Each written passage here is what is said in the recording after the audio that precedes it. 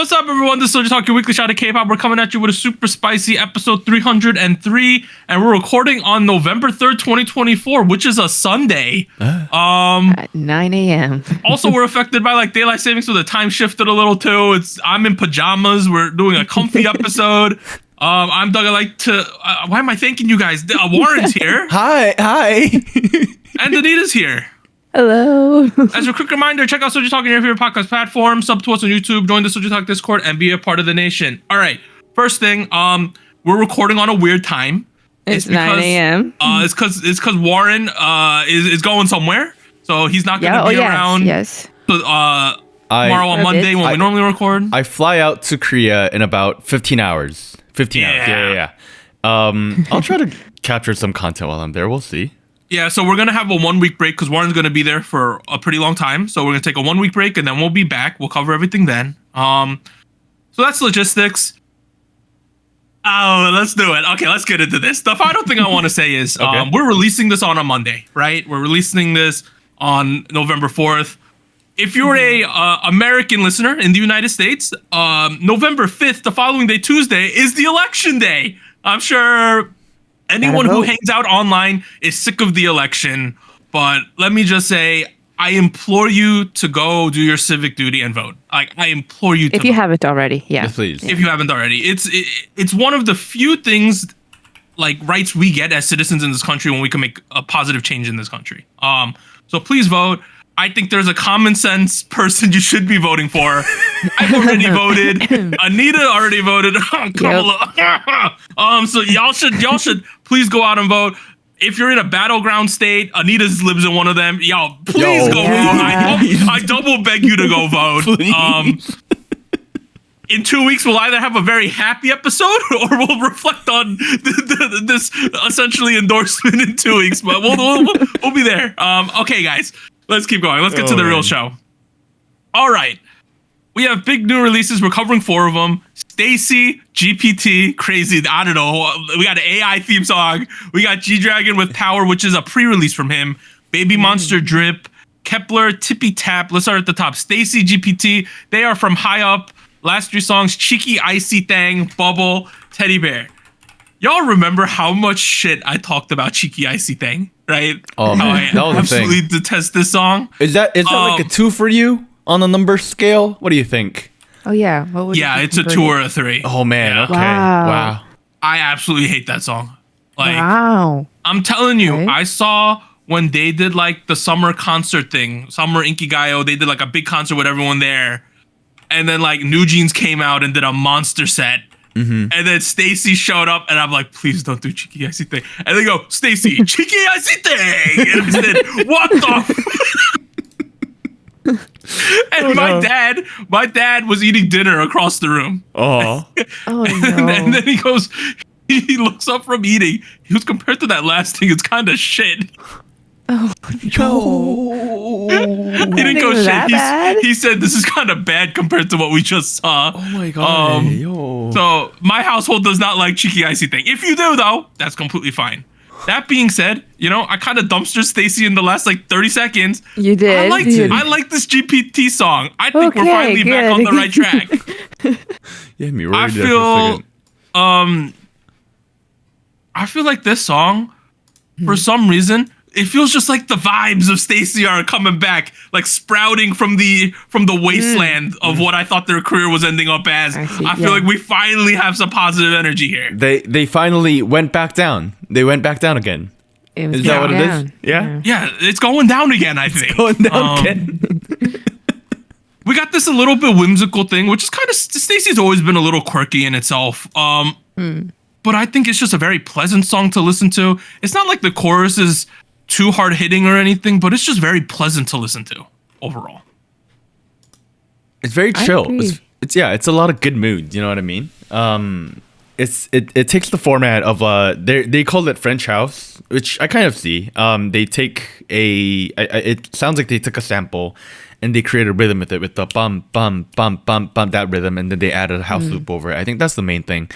There's these nice little, very complex arpeggios that are in the chorus, and then they create this very, I don't know, it was a cool vibe. It was very hip. It was very nice. And then STAYC has this relaxed top line over it. Yes. And honestly, it was just a good mood. I don't think there's anything to complain about, honestly. And I think what didn't work for me with the last couple STAYC releases, where for me it didn't really go down, where it was some of those, it seemed to have a forced up moment or a forced down moment, whereas this one I think flowed a lot better. Honestly, yeah, I mean the mix was a little weak, but I'm not gonna complain about that. You know what I mean? No, I definitely feel like, to me, the tone was set from the beginning with that intro, where I'm guessing that's what they were sampling. Although it's kind of hard to tell because it's like you mentioned, the instrumental is kind of complex in certain areas where there's a lot going on instrumentally, and the vocals are kind of just on the top, right. Very like floaty, very light. I love the intro. The intro is so nice. I wish they would have incorporated it maybe more explicitly throughout the song, but I kind of get it. It's a different vibe. It was just interesting how they decided to start it.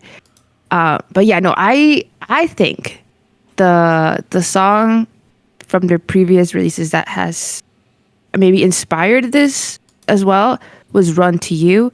I said it about Cheeky Icy Thing too.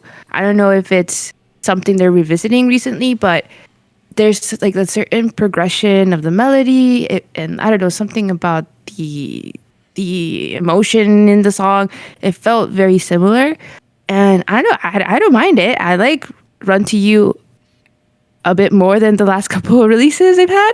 So I like this return to this sound, revisiting this sound. Yeah, no, I think this is probably my favorite song from STAYC in a while. In a while. Do we? The question is, like, if I think about the last STAYC song that we all collectively really liked, Poppy. It was Poppy.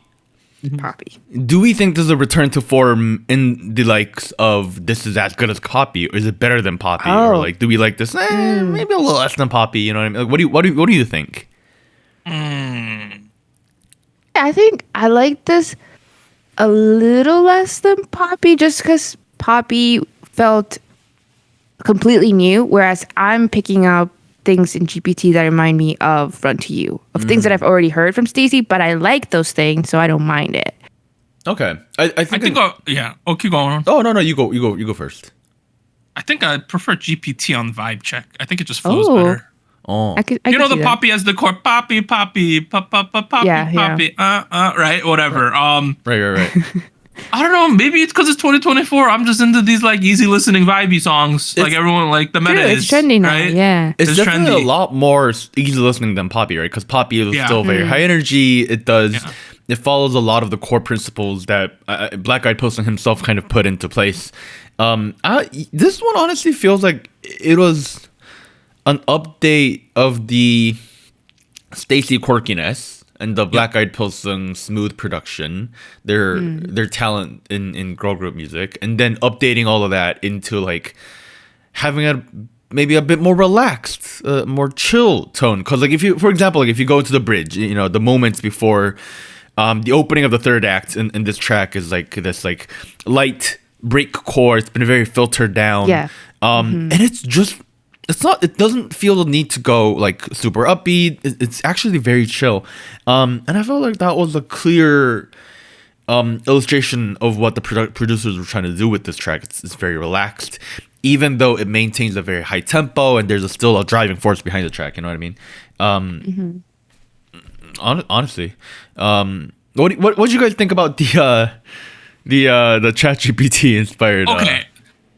Let's talk about this, right? Essentially, what the STAYC girls are telling you is like, we're in a relationship. I love you so much, but talking to you is like talking to an AI. Like you giving me nothing here to work with. The big rip. Yeah, terrible relationship. I mean, like, could you imagine a girl tell you like, I feel like I'm talking to an AI? Like I'd be like, shit, right? Like, I mean, it's with the GPT. I think it's a buzzword in a way, and they didn't say AI specifically, but like they're alluding to that. But I think that the core issue is like unrequited love, right? Like talking to somebody and then they don't seem to show that same interest, that same Rough. like It's the rough. asking of Big questions. rip. Like I'm the only one asking Big L. questions. You're not giving that back. I thought it was very interesting because to me, outside of like if you take away the GPT keyword, right? Yeah. They don't quite like show it or like express it as explicitly as I thought it would be. Like in the music video too, it's very vague. Like it's more like a it's a robot or this thing, but it's like I don't know. It was a very interesting way of conveying the AI aspect, maybe. I think they just used it as a buzzword. That's Of course, my yeah. thing is right. Like if you think about ChatGPT in 2024, it is such a core part of like a lot of people and what they do. Like I'm literally thinking about all the any range of students right now that are utilizing ChatGPT to any degree, and much of which are encouraged to do so. And I'm like, there's so many you guys could have taken this theme, and I'm not gonna say we got nothing out of it, cause like I liked the baby I love you da da da da da da da. That I thought that was pretty cool. You know what I mean? Oh, yep. Like the Yeah. AI waiting to answer you. Yeah. Right. That was like, okay, that's like the chatbot trying to think of like a response to like, pull up. And I was like, that's pretty dope. That's pretty cool. But like, other than that, I definitely agree with you guys. It felt like it was kind of shoehorned in, almost like an afterthought, almost where they were like, oh, the song needs a bit of a theme, like. Push. Like, oh, what's popular these days? Oh, Blackberries, they're hip again, like throw in ChatGPT, and Are they really? I feel like they're having a bit of a moment right now in the in the culture, Oh, I didn't know. Yeah, cover art's a pink Blackberry with Right. Yeah. I Yeah. saw it. which is I didn't know it was popular though. Yeah, it's having its little moment in pop culture right now, but in like an anti-mainstream Y2K sort of way. Yeah, but honestly though, I mean, you guys like the music video? I was kind of confused. Yeah. I was like, oh, it's kind of muted. It kind of reminded me sometimes of those like Red Velvet music videos. Like, oh, we just pulled out a crossbow, just for the hell of it, right? Like, let's just do it, Well, that's what I was saying. Where it was kind of, I thought it was going to be more explicit about the technology aspect they were referencing in the title, but it was kind of, I don't know. I didn't think it was that explicit. So I don't know. It could be a good thing where you're watching something unexpected, but maybe it would make it harder to understand the reference at some point. I think Because the robot they have is like a weird ring-looking thing, and the there's thing keys involved. Yeah. the thing is, like, when you try to tell a complex story in a music video where there are these multiple universe experiences, there are multiple characters, we're establishing key concepts that are new to us, and that's a lot you're trying to do in 3 minutes 30 seconds, which is how long the music video is. I felt like maybe they were a little ambitious there, especially when the existing concept of this generative AI tool is not fully well developed in. I don't know. I like the visuals. I like the moments we got. Key throwing, arrow shooting, shards breaking everywhere. But I was like, so are they? What are these alternate universes? Are they trying to go there? Are they trying to leave from it? Like, is this an apocalypse with like religious white people? Like, I don't mean that in a racial way. Like, white people dressed in white is what I meant. Yeah, wearing. Yeah, sorry. white. Wrong these speech to be using for the these election. lab technicians, these lab technicians who are There you go. The lab technicians. Yes. But like, if you look at 308. I think you guys are looking too far into this. Taylor is clearly pissed off about something. I don't know. I was like, there is clearly a plot trying to be told here, and I'm like, I like watched I it have like no 5 clue. times. I gave up instantly, dude. I was like, these are nice. I was like, oh, Jay looks nice. Okay, long hair Jay. Okay, cool. I like Sumin. And then I didn't give a shit. There was like a javelin key throwing at one point or something too. Jay, yeah. Yeah, I don't know what the F what happened, dude. I don't know. I like the song though, which is a good thing. I think they're trending in the right direction now. Let's leave it at that, right? Yeah. Let's go to the next one. We got finally the return of G-Dragon. Wow. Holy Oh shit. man. This is a pre-release called Power. It's a pre-release. He's gonna release a full album later, I believe. He is now at Galaxy Corp. That's his company. He's not at YG anymore. Last 3 songs, that unfiltered 2014 songs. It's literally been 10 years. Oh my god. Without You, which is I think that music video in that glass box that he did, that art installation. And then we have Crooked. Those are the last 3 songs he released. It's crazy. Wow. Number 1. This song is now the song with the highest first hour unique listeners on Melon Top 100. 83,000 different different accounts listen to this in the first hour. Just something. The second place, New Jeans OMG. So that's at the level of viralness we're going at here. I saw people discussing that like the youngins have no clue who this man's is. You know? Which I mean, that's It's a fair. thing. That's fair. He's been gone for It's 10 been a years, while. right? Like, Okay, he's no. been gone I have to Yeah. clarify. Untitled 2014 dropped in 2017. That was the last release. That's the USB that's release. Yeah. 7 years ago. 7 years. 7 okay, years so ago. it It's a goes little 7 bit years. better. Yeah. A little bit better. But like, if you join K-pop during the pandemic or something, you have no clue who this man's is, unless you're no. respecting your OGs. You know, like it's some food for thought. It's so interesting because for me, it's like he's like a Mount Rushmore level cornerstone of the industry type of person, right? This yeah. guy. Yeah. But for other people, he's just like, oh, all these old people are excited about this guy coming back, right? I mean, Like- he's been active at Big Bang, you know, like the trio now, you know, like he's not been completely absent from everything. Yeah. Wise, Okay, yeah. let's get to the song though, right?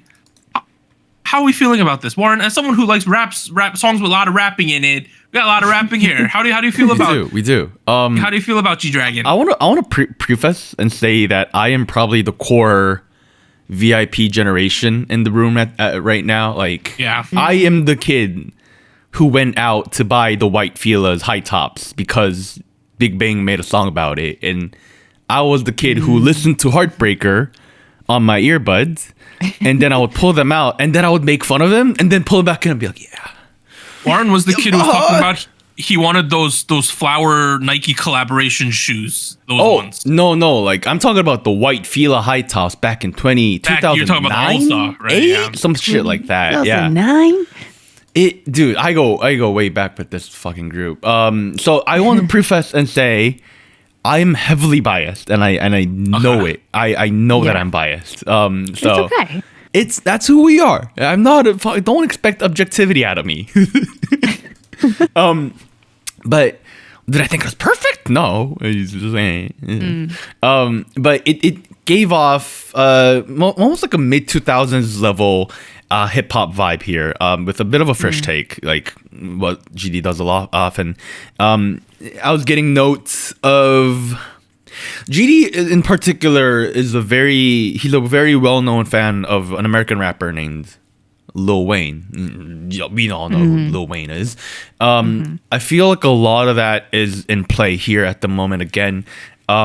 Immediately when I heard the beat, my head went back to tracks like A Milli or like, you know, A milli, yeah. his rap style seems to have gone up a pitch. That Quite high. Yeah. yeah, quite high, which is ironic given his like speaking voice seems to have gone lower. If you see like, Yeah, he's gotten like Oh. lower, and he's like a little more bubbly than I've ever seen him before. At least on the U Kids interview. oh yeah, I he watched seems it, a little more bubbly and a little more shy. Yeah. I'm like, man, you a little more real. What happened? Yeah. I don't know. Honestly, I didn't have too many complaints. I liked the beat. It was fun. It was wonky.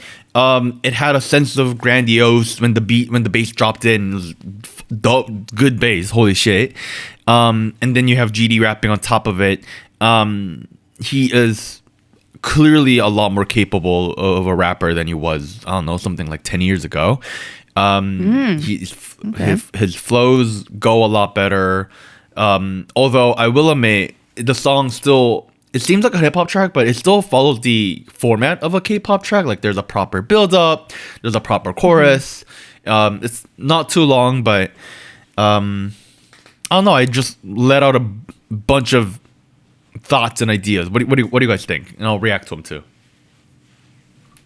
I'm gonna say I definitely feel the old school type of like vibe he was going for. The beat just feels like, oh, this is very G-Dragon. Like I would hear it and I'd be like, oh, this is something that he would release. But I don't know. I think that was interesting because I wasn't sure if he was gonna go for something more like completely different, brand new, maybe a type of rebranding in a way. But to me, this feels like as a pre-release, as an intro to this comeback, it seems that he's sticking to what he likes, to what he has kind of explored before, maybe with a little bit of a switch up, but essentially is still very much within the realm of what he has done before, right. Which is interesting. I thought it could go either way. I also was wondering if there were references in the music video to other stuff that he has done, because I know he ends the music video inside like a train set, a metro set, and I don't know, to me it felt like the vibe of the song and like just the title of it, Power, and like the lyrics, it feels very like positive, like I don't know, I guess I wasn't expecting that. I thought we were gonna get something a little bit more, not necessarily dark, but like more depressed, like intense, maybe more like hard hitting, or like more like calling out people. Yeah, when he started when he said I have the receipts, I thought he was gonna start to name them. But like it's not that song though. You know, wanted him to. No. I wanted him to like spark some controversy. I mean, knowing a lot of stuff that happened. Yeah, knowing a lot of the stuff that happened in the public eye with the police investigation and everything, like I thought like it could go either way. Like it could get really dark, very critical, like kind of like calling out others and like shouting out how he's. Can I say a really devil's advocate take here? Oh, go for it. It's not a personal take, but is he displaying old school vibes, or is this just really dated? You know what I'm like? That was what I was thinking about this. It's like, okay, he's just, doing stuff that sort of sounds like a Koreanized version of Lil Wayne, right? And some people will be like, well, come on, we've gone past this 10 years. Do you know what I mean? Like, I was wondering how people would, because I saw some people on the Discord server being like, it's okay. If it wasn't G-Dragon, it's just okay. You know what I mean? I see. The thing is, I thought about that too, and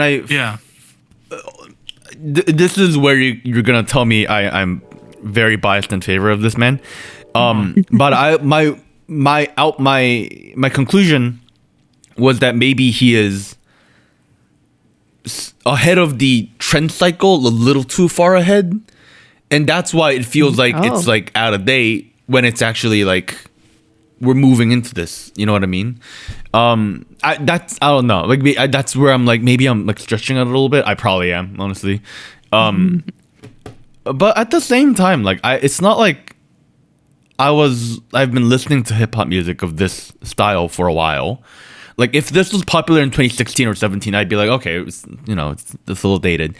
But like it feels like a fresh take on music from like 2007. Like, so in a way, if you think about the Y2K trend going on right now, like it's not too, you know what I mean? Like, yeah, because it's also that's also encapsulated in that Y2K trend technically, right? Right. So right. And honestly, someone of his stature is kind of afforded, I think, the right to be able to do shit like this. I don't know why. It just feels that way as well. I think at this point, people are just happy he's back. Also, literally. To me, my overall opinions was the power. I found it like 1% annoying. I'm gonna be honest here. It was like, and then my other tiny critique is I felt like the song was just kind of repetitive in the structure. A little bit. Like nothing really cool happened. We just kind of did like the same thing like twice, and that was it, right?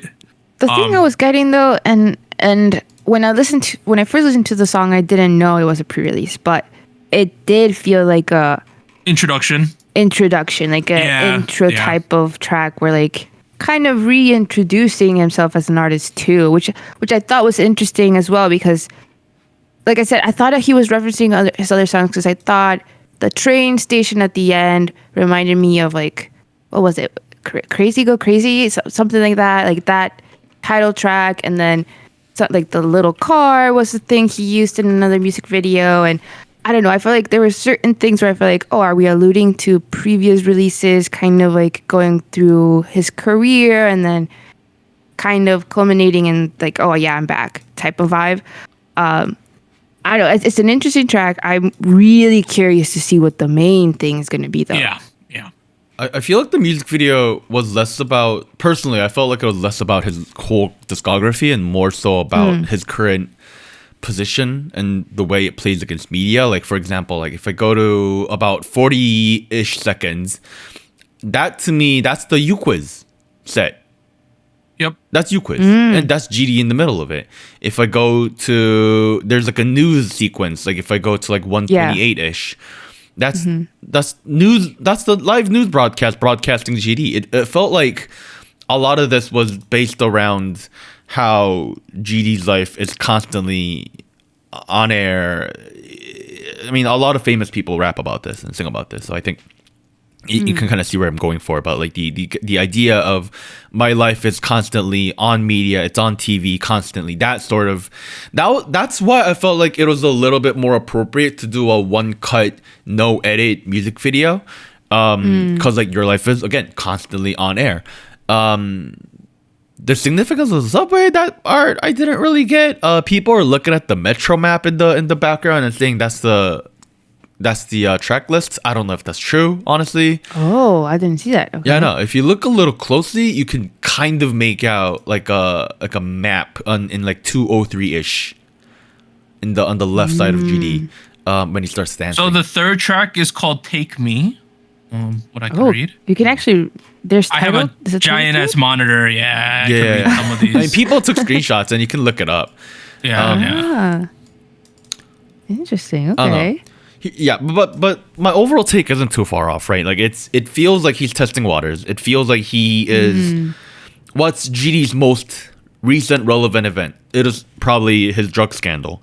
It felt like he was hinging off of that to lead back into, okay, well that happened. That's my take on what happened. You know, here's how my life has been after that. You know, like hi there, folks. You know, like, and then he's bringing, in his words, the power to himself. In all of that, I felt like it was pretty. Here's the thing: the narrative felt personal. The sound of it felt personal, like because he's the guy who introduced this level of campiness to K-pop. A lot of this felt very personal towards him, and I think that's what I really appreciate about the guy. Obviously, there's a lot of rappers that do this, but there's not a lot of Korean pop musicians who have the stature and the ability to kind of take a narrative like this and spin it. Well, that was pretty cool. Let me point out there's been one minor controversy of this cycle. Oh yeah? What's up? He released like a live IG performance version of this on Instagram. He did. And at some point during that video, there was like a Big Bang thing where they're all holding each other's wrists type thing comes up, and there's all five of them, you know? So and people really don't like Seungri, you know, because of his stuff. So people are like, you put this in, like, what are we saying here? So that was the only, that was the only minor controversy people were talking about. Yeah, other than that though, you'll find out how we really feel about these songs once we get to the Soju score. Let's keep going. The next track we have is from a group that is still at YG. Well, it's Babymonster with Drip. Their last songs, they had that pre-release Click Clack, they had Forever and Sheesh. Hey. Okay, you know what I've realized over time? Yes. I just like Babymonster for some reason. For some reason. That's fair. Okay. Yeah. I don't know why. I just kind of like the group. But the song? But what? I think it's fun. Why are you laughing? I don't think this is an all-time classic, but I will say I think this Babymonster track Drip is way more palatable than like Sheesh was. You know, Sheesh was kind of trying to slap you in the face, which that's fair. Sheesh. Yeah. I think this one is a lot more just like this is a normal K-pop track. We got a extreme high note at the end, which I thought was really impressive from Ion. I think she got a lot of star quality there. I don't know. I like this track, but then again, I like for some reason like most of these Babymonster tracks. Am I crazy? Tell me I'm not. Can we start with the high pitch note from Ion first? Oh sure, yes, yeah. Because that seems to be a point of division for a lot of folks. Like I agree. It's really? Okay. Have you guys seen the Lawrence clip that's gone viral? The Lawrence "What You Want" clip. No. No, we're gonna take a quick pause and we're gonna be right back. Okay. Yeah, Warren, what's going on? We took a quick pause. If you have not heard this clip that went like wildly viral on TikTok, please go check it out. Because I felt like that illustrates a lot of my criticisms with like technicality and their talent in K-pop. Because like I agree, Ion's note was like that's fucking talented. Don't get me wrong, but it broke the flow. It made no sense with the rest of the track. Like it just felt like a circus moment of her to pause and be like, oh, like look at me, I can do this, and just not much more. And I'm not gonna judge a song by like how high a person can sing. That's just we're not doing a race here, you know what I mean? And that's where my head went straight to the intro to the acoustic-ish live clip of Lawrence's "What You Want," where she does where the main vocal of that band does this high note intro, and it is like, don't get me wrong, it's impressive. It's just out of place and not very interesting to watch. You know what I mean? And that's where I was like, I don't know. That's how I feel about a lot of the things coming out of Babymonster at the moment. Is like, yes, I agree that they're dressed really well, you know, for example, or that they rap really well. Is it working with the rest of the track in harmony with each member? I don't know. You know what I mean? Like it feels, I don't know. Anita, to you. Well, I guess I wasn't as taken out of it with that high note. I think it was an interesting placement. I'll give you that. I thought it was an interesting placement, but I guess I didn't think it was as disruptive. Well, I will say, and I think it might be alluding to what you say about placement and like, is it working for the song itself? There's just certain parts in this song and other songs from Babymonster where I felt like I didn't know if the level that we were giving, the energy that was given, or the direction worked. I think there were certain moments where, for example, like the choreography. I'll jump into it. Yeah, you don't like the twerking, Anita, in the drip part? No, is that what you're saying? Here's the thing. I think it could have worked. Like I don't have an issue with the move itself. It's just that the way they were building up to it, and when I listened to the song, I didn't envision it that way. I didn't think we were like that high energy, that intense at that moment. But then when I see the choreo, I'm like, oh, okay, we are. Like, that's where we want to go. I don't know if we should. And then right after that first choreo moment, first chorus, we go into a rap verse. I think it's Asa, I think that might be her name. Yeah. And I don't mind her vocal tone. I think it makes sense. But the way she came in right after, I feel like, okay, we're still going intense. We're still high energy. I don't know, maybe a management of how high we go, how low we go would have been a little better. Because there were moments where I thought like, oh, the vocals are here are really nice. I think Rami was shining quite a bit with her vocal moments because we were getting that contrast of like, oh, we're going really intense, some of these rap sections, but the vocals were taking their time in some way, and even like they weren't really slow. It was just like the pacing of the song or the way they were rapping and going in certain sections felt like, oh, I don't know if we need to go this intense. Yeah, I was not a particularly huge fan of the rap. The lyrics fell a little flat. The I flow agree. felt, I agree. Yeah. Weak sauce. yeah. Eat like I lunch. I don't know, man. Going back to what you said about the choreo, Nira. I don't know. I didn't feel particularly comfortable watching the choreo in the chorus, given I know most of this group sits between the age of 15 and I think like early 20s somewhere. Yeah, Chiquita Banana's like 15, dude. Yeah, I don't. There's that too. Know. Yeah, it's felt. I don't know. It feels like they're wearing a suit that does not fit them at all. Like, it felt like things were working a little better when they were doing a ballad. Like I shat on the song all over for songwriting, but like this braggadociousness is clearly not selling it to a lot of people. And I'm sure there's a way that this group can do it. It's just it's not working in this current format. The songwriting itself is a little better than where we were with Sheesh, but like it still feels like they shoehorned in a bunch of ideas that aren't really working well together. The choreo doesn't particularly make sense for this group. The vocal direction is overemphasized, and the top line still sounds like it's 21 music, which is not bad. It's just we've never left the era of writing songs like that. It's bloody 2024. That's okay. I was going to mention that too. I think when I heard the beat and the progression and everything, the instrumental itself, I couldn't shake. Maybe it's because I know it's YG. Maybe it's because of everything that's come before them. But I couldn't help but not hear like Blackpink 21.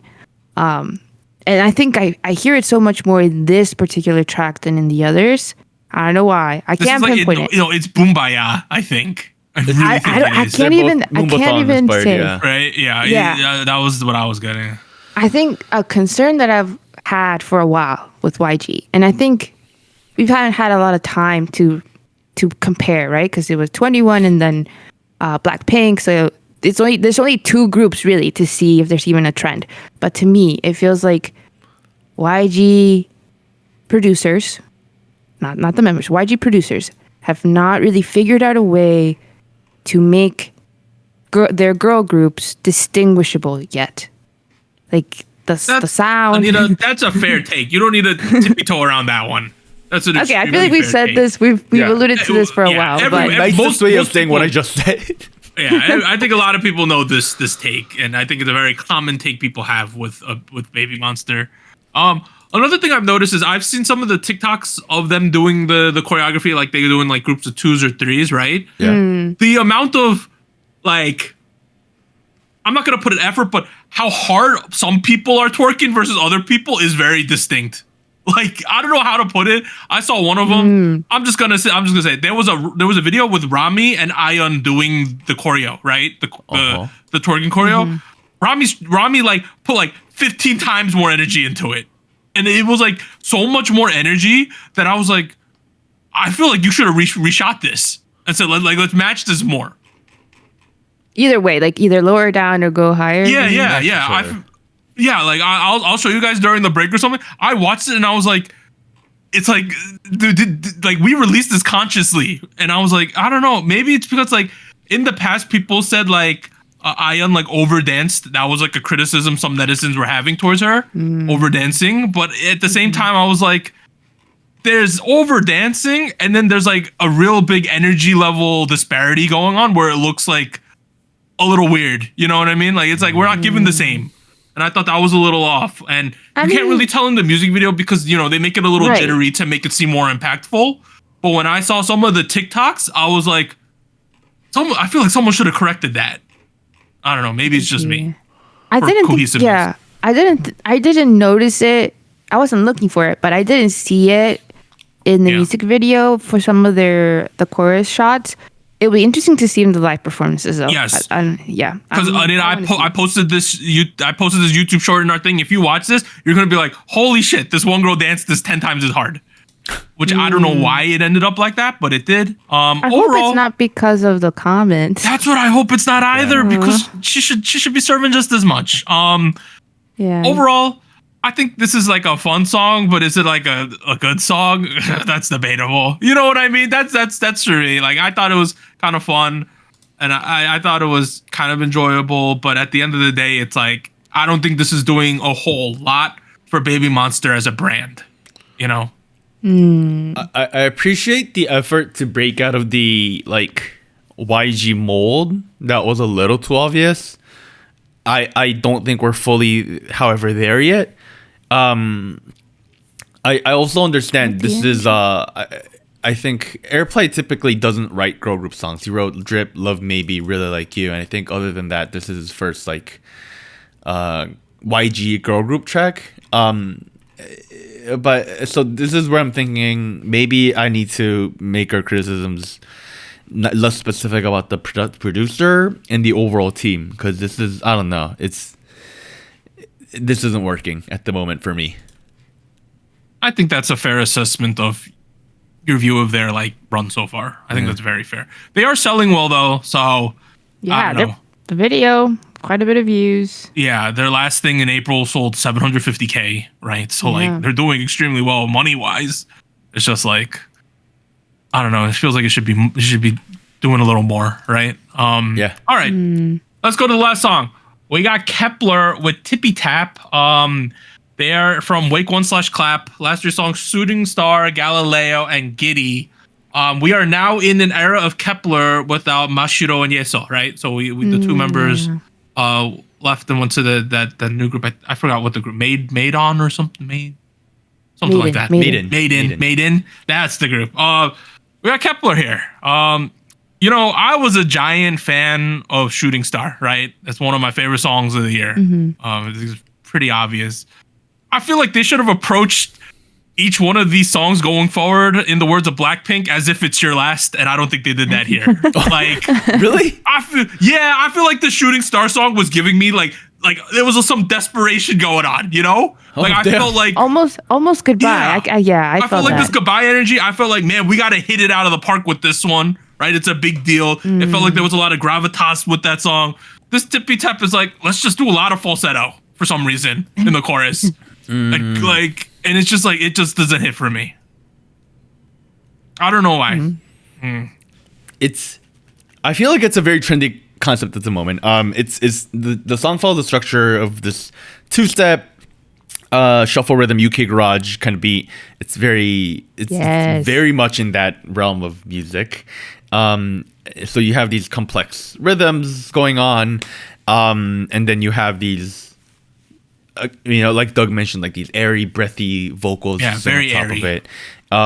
In the overall sphere of K-pop, my head goes back to what XG did in the recent couple weeks, all the way to when New Jeans started fucking with with Ditto back in the day. So I feel like this is them kind of keeping up with the trend a little more in terms of this minimal. I don't want to say minimal, but it's a little more low key. It's a little more chill. But while again maintaining that kind of upbeat drive, I don't think it was particularly bad or anything. It's just, if you want to sing in falsetto like that the entire song, you gotta. We need a little more substance. Yeah. I feel like. Right.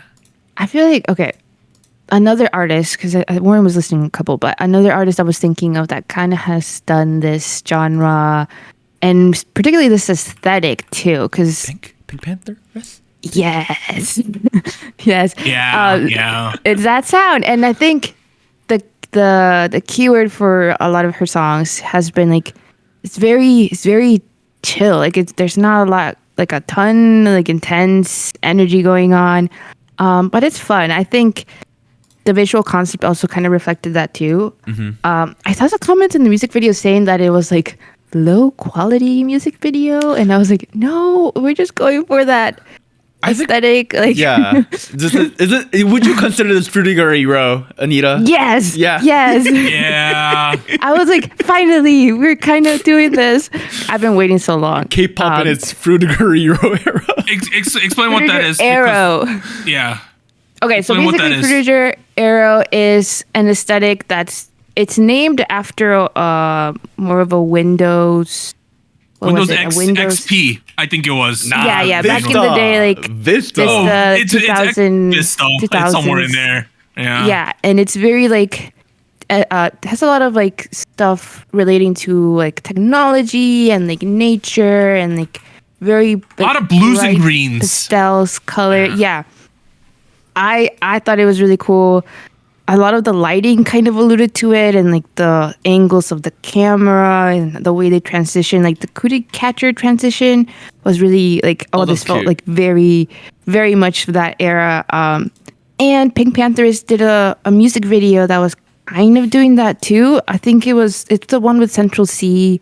Nice to Meet You, I believe it was called. Anyway, so I feel like a lot of that references were pulled for this. And I like it. I think it can be a hit or miss depending if like you're expecting typical like K-pop, where it's like kind of hard hitting, high notes, and like a lot of hardcore dancing. But I think this works. I liked how it was pulled together, and it's different. I don't think Kep1er has done this type of thing before. I don't know if it's as strong for like a new beginning, like Doug mentioned. Like maybe they should have gone like higher energy for this new portion of their career, but I still enjoyable. It's too airy. Wow. Damn. Put it Okay. straight. Yeah, I need some substance here. You know, like when you go to like That's an fair, Italian, that's fair. you know, when you go to like a red sauce Italian restaurant in the United States, and they just give you some random ass bread, and it's just like Air. there, and you're like, but this other restaurant I go to gives me like a pizza bread, and you're like, this is the best thing ever before the meal. You know what I mean? Oh, it I just- wasn't they- the focaccia with Yeah, garlic and exactly. They give you focaccia and there's like leftover pepperoni bits in it or something, right? And you're like, oh man, I can't even eat the meal. I ate so much of this goddamn bread, right? I just feel like the choice to go light here, I think it's an okay choice, but it's just like there's no base. You know what I mean? We don't have enough like oomph at all remaining. Like I know they tried to salvage it with the second half of the song, like the hikaru part that comes in, right? Yeah. The tippy-tap part, right? Which I think is Yeah. fine. TIPI-TAP. But it was over like relatively quick, and it just repeated a couple times, and it's just like, It is quite repetitive. yeah, I just like, I don't know. I feel like I just didn't want it to be so airy. I will admit it's a very top heavy mix. Like the bass itself is pretty weak. Like I think you meant bass as in BASC. I'm talking about BASS. Like the bass itself is pretty low in this mix. And I felt like all of this was a very conscious decision to make it a little more airy, very lightweight. I don't know. I guess I never really considered that Kep1er has to really like re-establish themselves as a how many member group now they are. Like, is it a 7-member? Yeah, I didn't really think that they have to re-establish themselves as a 7-member group, especially Maybe they given don't. like how long, how much more do we have in their official contract? Like 2 years more, something like that. Yeah, like Oh, not sure. Yeah. I don't know how long they extended Extended. for. To be honest. I don't know, but kind of going back to what Anita said, I personally I really like the styling. Personally, I really like the aesthetics. Like the head goggles on Chaehyun's hair. Oh my The god! little like, wings. The little Okay, wings. that was cool. yeah, that we, was we cool. need more of that. Cute. Yeah. Hey, that was really cool. On the other hand, I am very fully aware that aesthetic was not fully being understood by a lot of people. I can see that. And Yeah. Fruitiger Arrow, even though we used a very fancy fucking word for it, it's a very you should know what it is. I'm thinking Windows Vista, Yeah. Mac OS from like 2009. Yeah. Those thing, those you know? old Macs had like the plastic shell, colored- Yeah, the colored color shell. shells. Yeah. Yeah. The Nintendo 64s, which were the see-through colored ones, things like that. You Yeah. know, So like yeah. this aesthetic should it should make sense. You should be able to pick up what it is, but like if it comes off as low quality, then I feel like that's less which is what people happened, because a lot of people were complaining how low budget this music video was. That's exactly what I'm saying. If people are, if there's this many people complaining about the budget being off, then my conclusion is, okay, maybe I'm understanding it because I know what the intention is, and if the intention is not coming off to people who are not fully aware of the context around it, then maybe the execution itself wasn't particularly amazing. You know, that's my conclusion at the moment. To be personally though, it worked for me. I think it was pretty cool. I do not mind having a very light release. Did not mind having this. They had Hyuning Bae in the chorus. This is for me nice. Given her like the narrative she went through, that's kind of wild. I'm not gonna lie. Like it's been a full journey, a full on character arc. To have her become this center of the group. Overall, pretty impressive, I think. I didn't hate it. Yeah, I don't hate it. It's just, you know. Okay. Other releases this week include Solar with First Love, B2B Please Stay, Moonjong Up with Twistja, and Odd Youth debut with That's Me. Those are the other releases this week. Let me set up this thing real quick. Boom. Okay, we're gonna do the Soju score now. It's the segment where each week the crew, Gochu Gang, and the SojuTalk Nation will score the new releases using the Soju Score scoring guide. We will score songs from 0 to 10 with an average score receiving a 5. Songs with an average of 7.5 at the moment will enter the Hall of Spice. Hey, I saw what happened last week, guys. Oh, by the way, I didn't mention why I wasn't here. I was in I drove down to Tennessee with my family, and we went to Dollywood. Yeah. How was it? Did you see Dolly? You like it? Let me put it this way. It was the best theming on a theme park I've seen in my life, and I've been to many theme parks. Wow, okay. Just the vibes were immaculate at this park. The theming was tremendous. It was the last day of the Halloween setup when I went. You get to ride a coal-fired train in the Smoky Mountains. Like, I got to go on Dolly Parton's tour bus at one point because it's there for some reason. Oh, wow. I got to go in the tour bus. I went through the Dolly Parton Museum while I was there. It was a good time. Good time, guys. You should check that out. I'm glad you had fun. I had a lot of fun. Highly suggest you go. It's a 10-hour drive. We drove all the way down there. Ooh. We did it. Oh my God. Hey, with 10 hours, you could either go to Dollywood, you could go to Ann Arbor, Michigan, or you could go to Myrtle Beach. They're all 10 hours from where I live. Wow. So, yeah.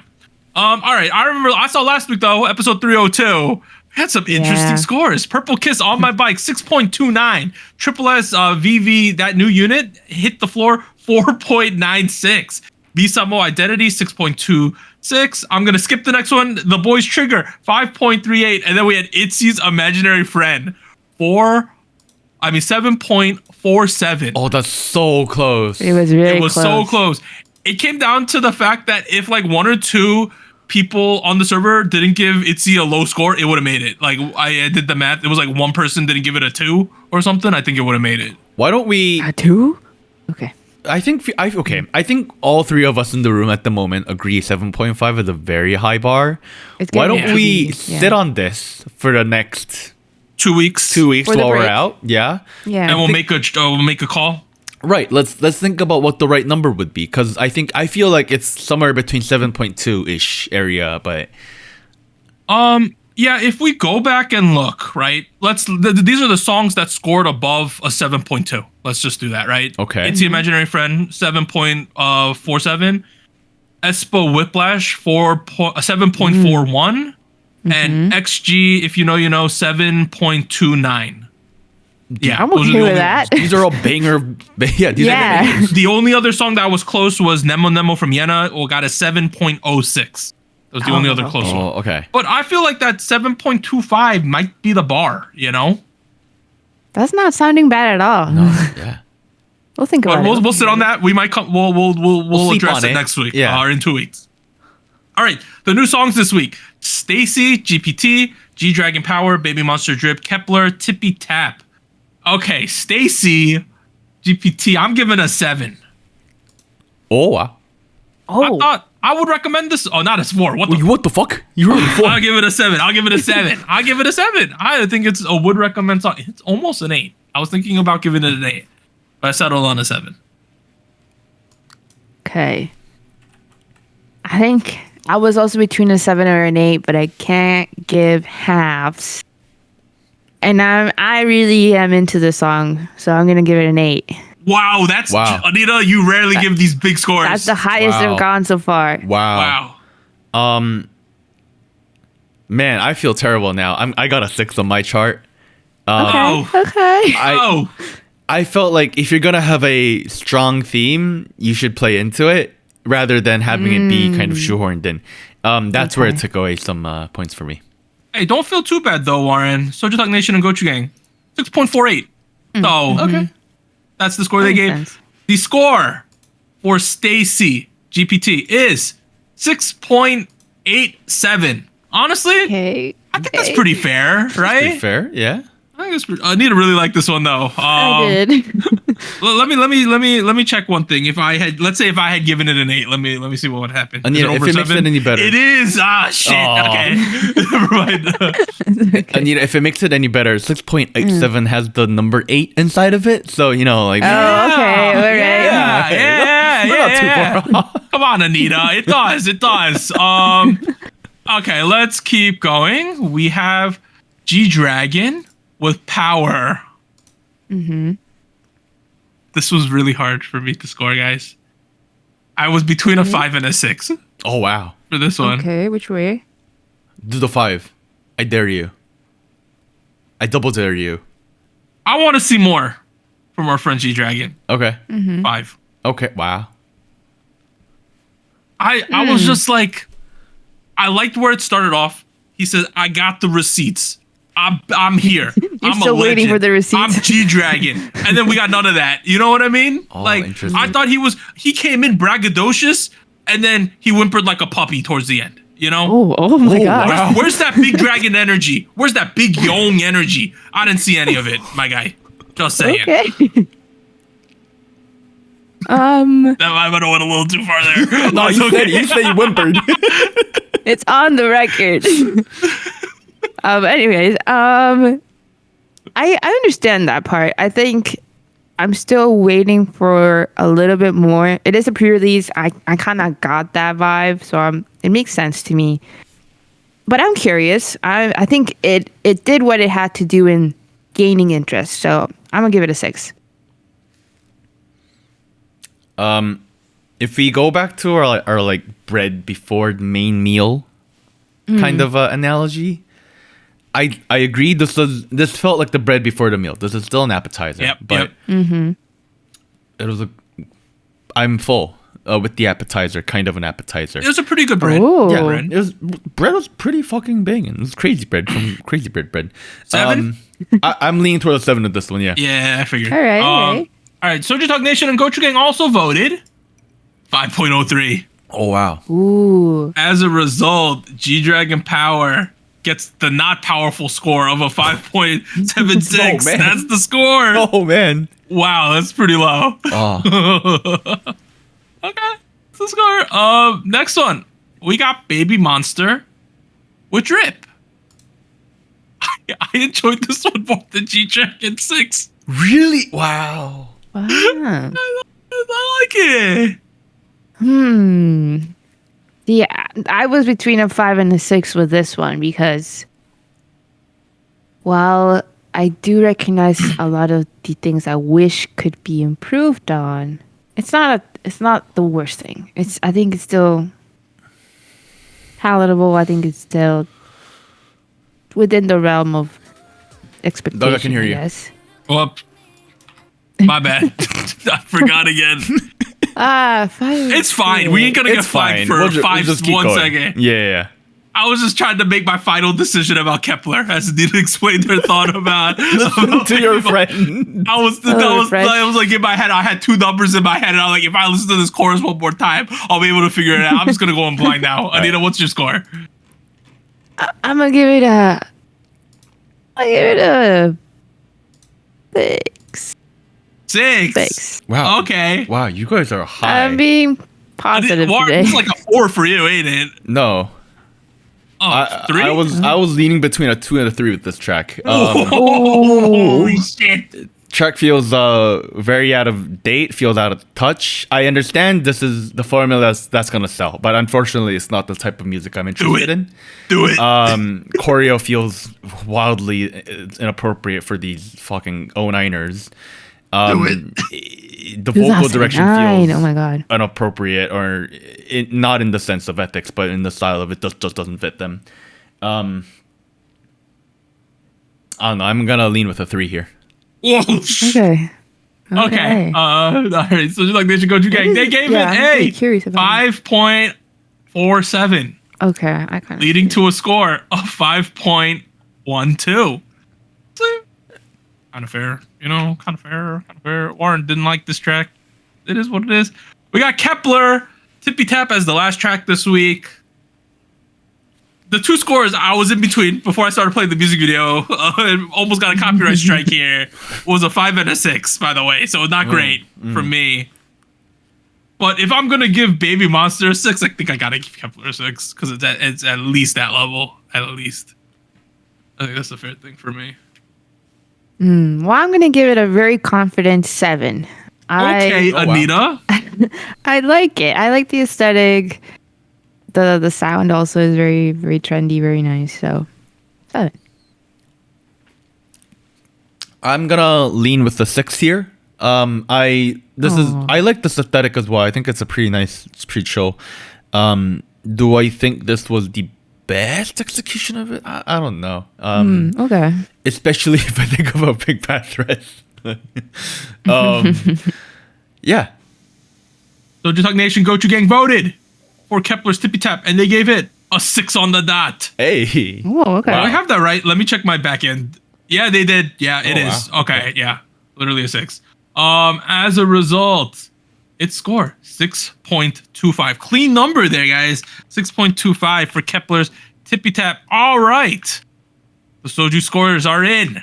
STAYC's GPT 6.87, G-Dragon Power 5.76, Babymonster Drip 5.12, Kep1er TIPI-TAP 6.25. Oh, kind of low this week, guys. If you want to be involved in the voting, we could talk about the songs. Join our Discord. The link is in the description of the YouTube video.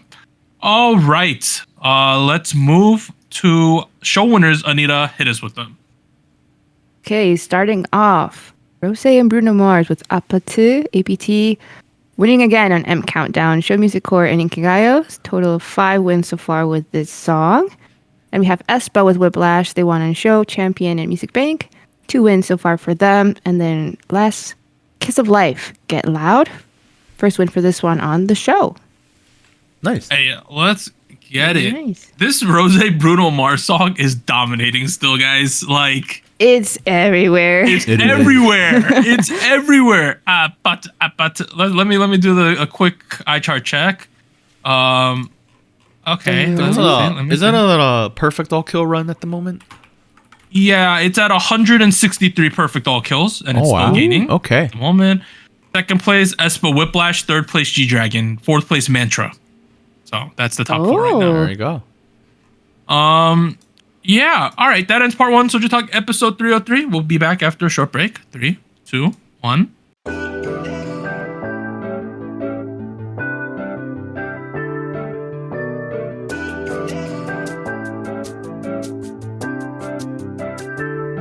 Hello, SojuTalk Nation. This is Anita here with a quick PSA. If you would like to support SojuTalk Kpop Podcast, please like, subscribe, or follow us on whatever platform you're using. And consider joining our Patreon at patreon.com/SojuTalk or donating to us at paypal.me/SojuTalk. On behalf of the crew and myself, thank you. Now back to our regularly scheduled episode.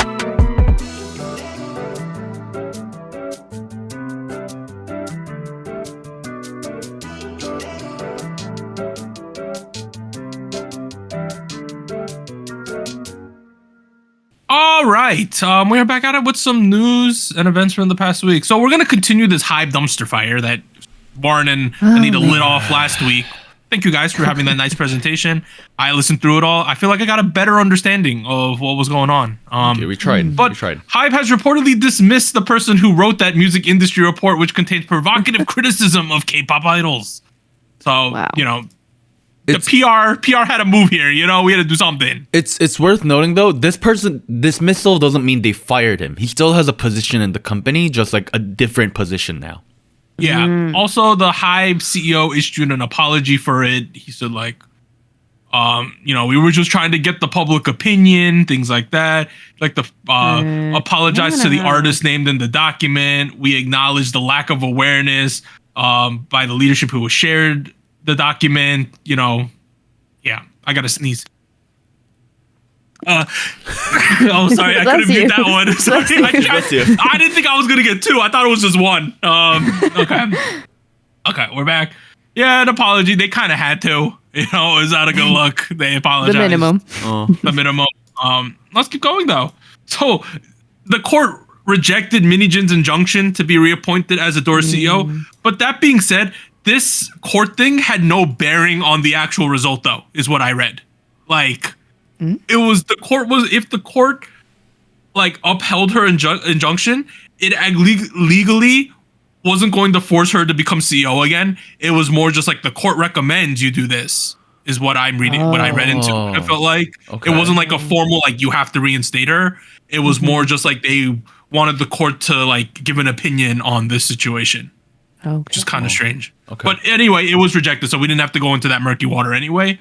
It was rejected, and then therefore Adore held the board meeting and said, yep, they rejected it, we're rejecting it. So he's not going to be the CEO, it seems. The board meeting was held at Minijin's request, and she attended via video conference, and it was rejected, so she's not becoming CEO again. I mean, that's what we all expected, let's be honest. Yeah, so that's where that is. But then we got some other things. So some reporters, right, started to say like, you know, this HYBE industry trends and report, it wasn't the most secret thing out there, right? So, a couple things here. So, people are saying that it's just the tip of the iceberg, and apparently, okay, here's the claim. Bang PD was hiring like grassroots people in the industry, like reporters and things like that, to join HYBE and be the people who compiled these reports on other artists. Allegedly, okay. Allegedly. So allegedly, Bang, like let's say I run like a pretty big web page about Korean idols. Yeah. So I have a decent understanding of the industry. I have certain sources out there. Apparently, the claim is that Bang PD was paying these people to give them the stuff, the info that he wanted about different artists and things like that. Like they're saying there's an elaborate web of money and Bang PD having all these different sources who are funneling their company this type of insider information. I mean, Mm-hmm. the tweet here reads, Bang Seok offered editor K a high salary to compile the reports. This is public information. We know who editor K is. Like, this is not insider information. Do you have a thing on that, Doug? I can speak to that real quick, very briefly. Yeah, you can do that. So this is a guy called Kang Myung-seok. He formerly was the editor-in-chief of 10Asia, writing about music there. 10Asia, if you've been following how the press has been flowing with this recent Minijin HYBE scandal, 10Asia's been the press that's been very pro-HYBE in all of their releases. After he left 10Asia, he worked at IZE, which was a essentially a music critic web magazine. And then after that, in 2019, he left IZE to join Weverse, to become their editor-in-chief for the Weverse magazine, which now he is no longer, working as a part of. He also wrote Beyond the Story with BTS, which is the official book from BTS. I'm just reading off of their Korean wiki here. So yeah, that's what it is. There is a link, established link. Yeah. There's a very clearly established link between. There already was an established link between 10Asia and like HYBE and all. This one, it's a little far, Yeah, so the claim is that he was seeking out influential editors and reporters who he could recruit to his side, and he eventually found this person and personally hired them for an executive level position in order to like basically write up their industry trends reports for them. So there is that. Great. Okay. Not looking great. Yeah, but then the final thing was that a Hive employee basically said, this industry trends report that y'all are talking about is just the tip of the iceberg. I have like all of them. Huh? He posted screenshots of like everything he has, and he was going into like it's gonna name more people than you think in these industry reports. Like, oh no. I saw, where was it? Yeah, like they're talking about in these reports, they're talking about everyone in the industry, including the Panda Fubao, Nayeonsuk PD Neem. Like he said, we had reports about everything in the entire Korean industry, anything that's viral in Korea. We were making these giant reports about. They posted a screenshot of like the compiling of all their so much. reports on different things. The thing is, okay, first of all, let's address the legitimacy of this leak per se, right? So for that. This is up for you to evaluate how legit this can be or could be. Yeah. Personally speaking, the amount of leaks that came out very quickly and the amount of self-verification this person has done, and the amount of reporters that have confirmed this as true makes me believe there's some level of truth to this leak. Now, if we're going off of the premise that this leak has some level of truth in it, I think there was 3 things that are most shocking to me on top of what's already been discussed. One is the amount of people that are that have been pro-Hybe, that are discussed in a very negative spotlight, such as Nayeonsuk, like you mentioned, who has obviously been putting out a lot of content with Hybe artists. But now in these reports, he does not know how to handle K-pop musicians at all. And what was number 2, what was a little more shocking, was the amount of Hybe boy groups that were discussed in light of we need to use them in order to push this media narrative. Things I would not be very comfortable talking about, things that would make certain people very pissed off, which is why some of these fandoms in Korea are very pissed off without naming who. This is very difficult, I'm realizing. That's in my head, that's not making the dots. This is, I don't know. To sum up, what you're saying is that they have reports on even people who people thought was their allies, like a Nayeonsuk PD, right, who works with people like 17, particularly. He's worked with them a lot, and then they're even writing up these reports about their own kids and how we need to use them in certain ways to do certain things and push certain agendas, right? Yes. Outwardly. Actually, sorry, there was a third thing I was going to mention, and it's the incredible lack of any information about music. The actual content. There's like nothing about, this kind of song came out. Nothing is about music here. And then the absolute lack of Fromis 9. Oh. Yeah, that's a thing. There's like nothing about Fromis 9 in these results. It's fucking sad. Well, speaking of them, the Pledis replaced the CEO. So, Pledis has appointed its vice president Kim Yeon-soo as the new CEO, replacing Lee Da-hye, effectively of November 1st. CEO Kim joined Pledis back in 2012. So they're shaking up something at Pledis. I don't know what that means for From Miss 9, but just know From Miss 9, their song is like number 11 on iChart right now. Supersonic did really well. Yeah, it's doing really well right now, but we got nothing about them, right? So Man. I don't really know what's going on about that, but I think the vast majority of people have been like, yeah, Pledis is kind of screwing From His 9 right now, considering they're decently popular and people like them, but they're not really doing much, right? Yeah. Not really sure what to think about that. So there is that. But that is all of Hybe's dumpster fire, pretty much.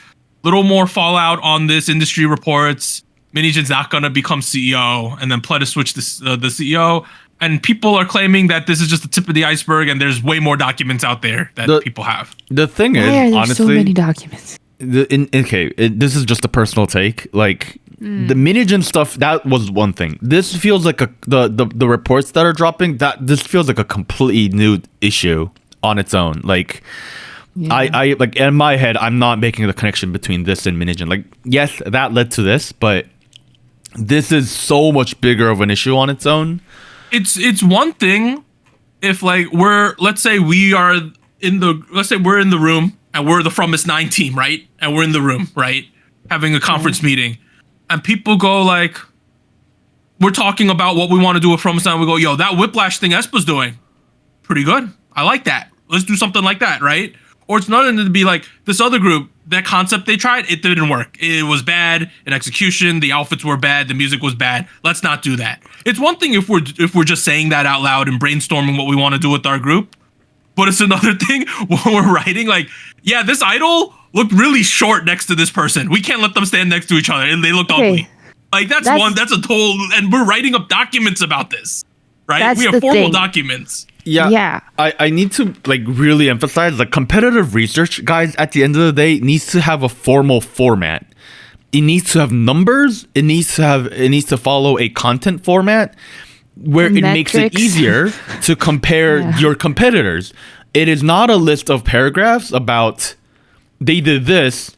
They probably looked at our artist doing this and, they thought it was a good idea too. Terrible fucking take. That's not competitive analysis. That's not a market scan. That's not okay. I think my point is being made here. So, I rest. Yeah, I'll stop. Sorry. Yeah, because at a certain point, when I was looking into this topic, I was thinking like, people talk shit about their competitors all the time, Like, my family owns a business. We talk shit about the other businesses that are like but us. Do you talk about their family members like this? No, that seems too much. Like, if we had writing these reports, are you? You're not writing this and sending them to people? We ain't writing up reports on our employees and say they're shit at their job, like, objectively. Like, things like that, right? And things like that. We're not saying, like, oh, this kid looks so short and ugly next to this other kid. It's terrible, right? Like that's too far, I don't know. It's if you think the translations and the reports are like uncredible, I implore you, like you are that is your own judgment to make. The comments I have read have been very sexist, very xenophobic at times, reverse sexist at certain points. It attacks like literally everybody other than hype artists on various different angles. The reason New Jeans was just New Jeans was because it is New Jeans and Minigen. Fuck it. Whatever. They mentioned a couple other groups. The situation was contained. From Is 9 is literally the only group I can think of that is not named here on these results. I said it in a different way. Yeah, like, and that's not a good thing either. I don't know. Let's go to the SM dumpster fire. Let's jump to a different dumpster. We'll be like raccoons. We're coming out of the dumpster at Burger King at night and going to the next dumpster. Garbage can. With our ugly little hands like this. Okay. Next one. So Kim Bum-soo, who was the Kakao founder guy, right? He was released on bail after 100 days he's been in jail for 100 days, guys. He is on trial for the charges of ordering and conspiring to manipulate the share price of SM Entertainment during Kakao Entertainment's acquisition of SM. This dude has been in jail for over 100 days and he's on bail now, but it's still ongoing. It's crazy. You remember there's like some unfounded rumors. Okay, don't quote me on this. Rumor has it that Kakao is now trying to offload SM, which is crazy considering they went through all this shit. They broke a family. The Lee family, Lee Soo-man's family imploded. Right? Lee Soo-man's going to China with Sunny right now to make a new company, and he imploded the company. They manipulated stocks, and now it's such a big headache that they're trying to get rid of it. Reportedly, can you imagine? Crazy. I mean, at the end of the day, Kakao is under a lot of fire right now. Like, this is not the only bit of fire he's under. Like, I wouldn't be surprised. So there's that. And meanwhile, SM, Tencent is partnering with SM to offer Bubble and Dear You service to Chinese fans. It is anticipated that the app will roll out in early 2025. Chinese Android users are currently blocked from accessing the platform via the Google Android store. Probably because of that embargo on K-pop in China, right? But apparently they're going to team up and Bubble and Dear You. I don't know if this means that Tencent will put Tencent related artists on the app on the Chinese version, or it means that the Chinese fans will be able to access the Korean artist stuff as well. Do you know what I mean? Like there's a difference there. I don't know if it means that the Chinese fans will be able to download this app and access the SM artists, or it means that we're just gonna get Chinese artists on the platform.